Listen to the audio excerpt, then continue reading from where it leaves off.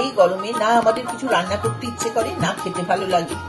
টক তেতো এইগুলো এই গরমে খেতে একটু ভালোও লাগে আর খাওয়া উপকারী।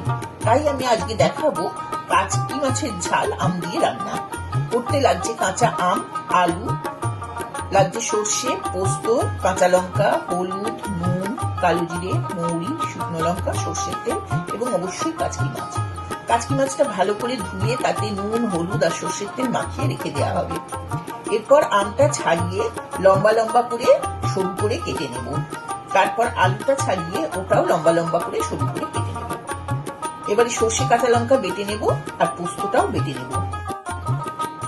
আম জল দিয়ে নুন দিয়ে হালকা করে সিদ্ধ করে নিতে হবে। অন্যদিকে আলুটা নুন হলুদ মাখিয়ে কড়াইতে অল্প তেল দিয়ে ভেজে নিতে হবে।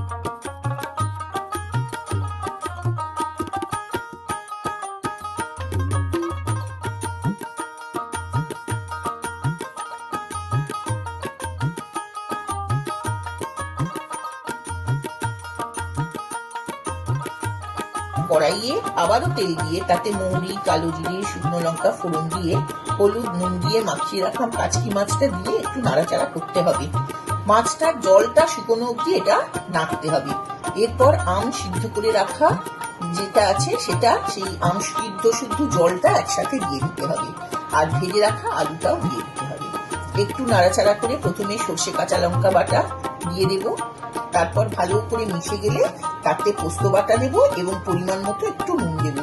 মনে রাখতে হবে আম সেদ্ধর সময়ও নুন ছিল, আলু ভাজার সময়ও নুন ছিল, ওই জন্য পরিমাণটা সেইভাবে দিতে হবে নুনটা। তারপর উপর থেকে সর্ষের তেল দিয়ে একটু চাপা দিয়ে রাখতে হবে। ব্যাস, তাহলেই তৈরি হয়ে যাবে সুস্বাদু আম দিয়ে কাচকি মাছের ঝাল। এটা বানানোও সহজ এবং গরমকালে খেতেও খুব ভালো লাগে।